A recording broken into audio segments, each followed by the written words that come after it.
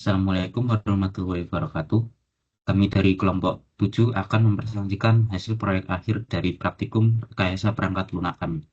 Pertama-tama perkenalkan, saya Rudi Aditya Budiono dengan NIM akhir 091. Dan saya Raihan Muhammad Al-Farizi dengan NIM 016.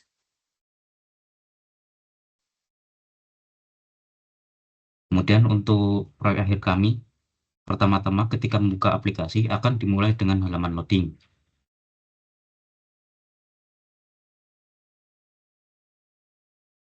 Setelah loading selesai, pengguna akan ditampilkan dengan pilihan login atau sign up. Jika pengguna belum membuat akun, maka pengguna perlu melakukan sign up terlebih dahulu. Kemudian isi email, lalu selanjutnya membuat password dan mengulangi password tersebut. Jika sudah benar, jika sudah mengisi, eh, jika password tidak benar, maka akan masuk ke halaman login gagal.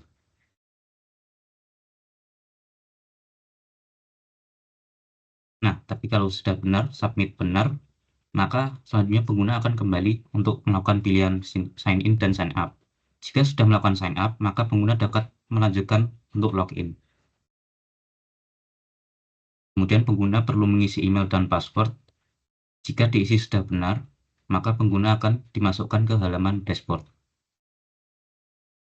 Pada halaman dashboard ini terdapat logo aplikasi, foto profil, tombol search, dan menu hamburger. Kemudian juga ada nama logo dan maskot aplikasi. Kemudian di bawahnya juga ada 3 fitur, yaitu terjemahkan mulai modul kosakata dan percakapan. Yang pertama yaitu adalah menu hamburger. Nah, dalam menu hamburger ini berisi seperti untuk arahan ke fitur-fitur. Yang pertama ada terjemahkan, kemudian modul kosakata, latihan percakapan, dan pengaturan profil. Kemudian jika pengguna menekan foto profil, maka mereka akan diarahkan ke pengaturan profil. Pada pengaturan profil ini terdapat foto pengguna, nama pengguna, status, dan biografi singkat mereka. Kemudian ada juga fitur search. Di sini pengguna dapat mencari fitur tertentu atau histori yang sudah mereka lakukan sebelumnya. Nah, contohnya di sini pada histori sebelumnya sudah pernah melihat sega atau sego dalam bahasa Jawa. Nah, ketika ditekan akan masuk ke halaman yang menjelaskan tentang sego.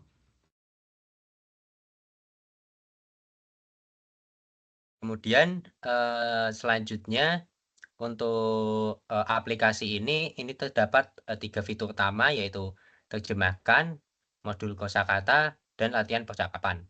Untuk yang pertama itu untuk fitur terjemahkan, di sini pengguna dapat menerjemahkan dari bahasa daerah tertentu menjadi bahasa Indonesia dan begitu pula sebaliknya. Di sini pengguna mengetikkan sesuatu pada kolom yang atas di bahasa daerah, maka akan diterjemahkan menjadi bahasa Indonesia.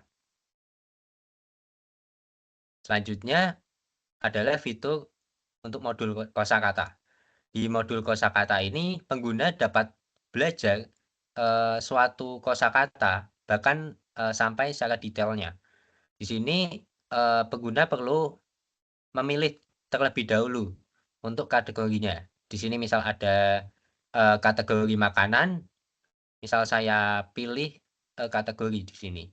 Nah, dari kategori makanan ini eh, dikelompokkan kosakata yang masuk dalam kategori makanan. Misalkan di sini ada sega, sego, gudeg, jajan pasar, dan lain sebagainya.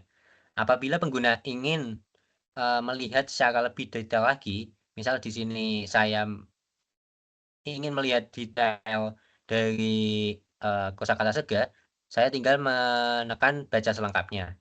Nah, di sini akan tampil detailnya. Di sini pengguna juga dapat mendengarkan kata dari sego itu sendiri. Nah, di sini juga ada pengertian dari sego yaitu nasi, dan di sini pengertian dalam bahasa Indonesia, dan begitu pula ada kata turunan dan juga gabungan kata dari kata yang saya pilih sebelumnya. Kemudian untuk fitur yang ketiga, fitur utama yang ketiga ini tentang latihan percakapan.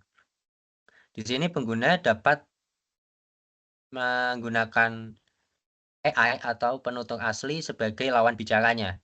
Di sini misal saya ingin menekan atau memilih bercakap dengan menggunakan AI. Nah, di sini AI yang bernama Robert Kurniawan ini sebelumnya sudah melakukan percakapan. Nah, di sini pengguna dapat menggunakan fitur mic. Jadi pengguna dapat langsung menggunakan suara, ataupun pengguna juga dapat melakukan dengan chatting. Nah, apabila pengguna juga dapat mengeklikkan atau menekan tombol sound ini, dan apabila ditekan akan muncul suara dari chat tersebut atau suara yang sudah dimasukkan sebelumnya. Selanjutnya untuk penutur asli. Nah, untuk penutur asli ini perlu sedikit tahapan.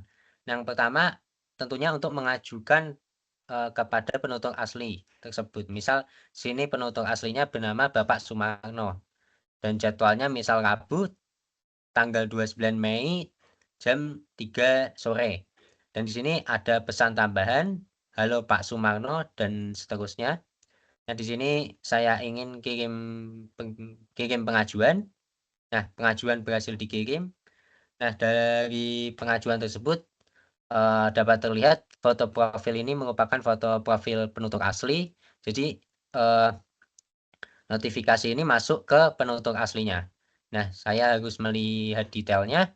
Nah, ketika setelah menekan lihat detail, maka akan tampil detail-detail dari pengajuan sebelumnya yang sudah dilakukan oleh pengguna. Nah, di sini pengguna dapat melakukan, maksudnya penutur asli dapat menerima ataupun tidak terima. Misal di sini penutur asli tidak ingin menerima, maka akan tampil pengajuan ditolak pada notifikasi pengguna. Nah, sedangkan apabila saya atau penutur asli ini menerima pengajuan, maka dari notifikasi pengguna akan tampil pengajuan disetujui. Nah, kemudian pengguna dapat masuk ke sesi percakapan melewati link. Nah, di sini pengguna bercakap langsung dengan dapat menggunakan chatting ataupun dengan suara sendiri gitu. Sama seperti yang AI. Namun untuk penutur asli ini lebih natural karena kita langsung berbicara dengan manusia asli dibandingkan dengan AI yang sebelumnya.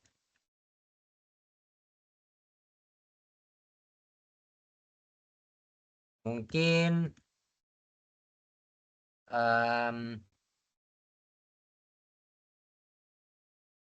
untuk 3 fitur utama dari kami itu saja. Sekian dari presentasi kami. Assalamualaikum warahmatullahi wabarakatuh.